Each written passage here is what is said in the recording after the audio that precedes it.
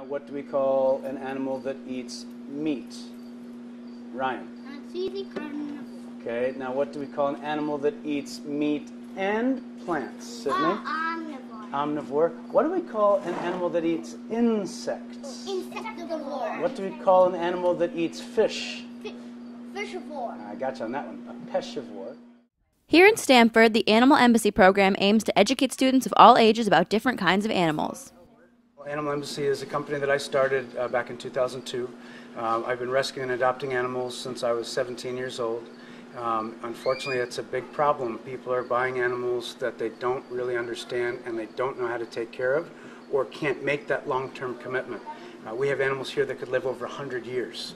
So what I'm trying to help kids to understand is that it's great to love and appreciate wildlife. But the best thing to do is appreciate them in their natural habitats. And if you're going to bring an animal into your home, understand the commitment that you're making and be sure that you're capable of making that commitment. So these programs that we provide, whether it's the birthday parties we do, the in-school programs, the after-school programs, or programs like this vacation program, it's to give children an outlet for an interest that they might have, and I'd love to help them to develop that interest and develop more of an appreciation. And the embassy staff and interns enrich the program. I always wanted to work with animals, and not only animals, but just also wanted to also teach. So the education part of this is awesome for me, and I, would one day like to be a teacher, especially for the science field. So this helps tremendously because, I get a ton of people of all different ages coming through that door every day here at the exhibit.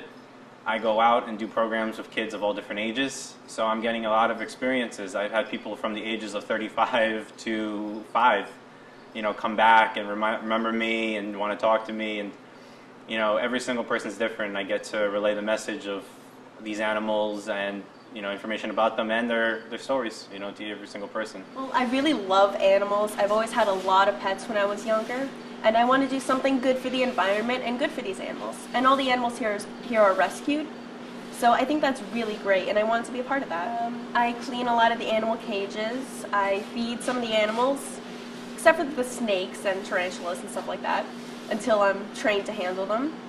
I'm able to handle the chinchillas, the ferrets, guinea pigs, mammals. This week, for spring break, Evers has been holding a variety of information sessions for students who seek a little more to do. This is also a part of a series of programs in general. We started with budding zoologist. This is the next in the series called budding ecologist, and then this summer we've got budding naturalist. And then for the older students, we have keeper in training. So this is a graduating program, and that's what I really try to do with the Animal Embassy, keep kids engaged at all ages. And the kids say they're learning a lot. We put the duck in a duck pen, and we looked for salamanders. We went to the vernal pool. We brought a duck, and it walked around. We let a salamander go, and the duck tried to fly away. I just like them because they're cute and they're nice and they're never ever nasty or anything. They just, if they hurt you, it's only because they're scared. And I don't really want to feed the animals because they have to eat meat, but I just somehow, for some reason, don't want to touch something that was once alive and now is dead. If you'd like to learn more about the Animal Embassy, you can find them online at animalembassy.com.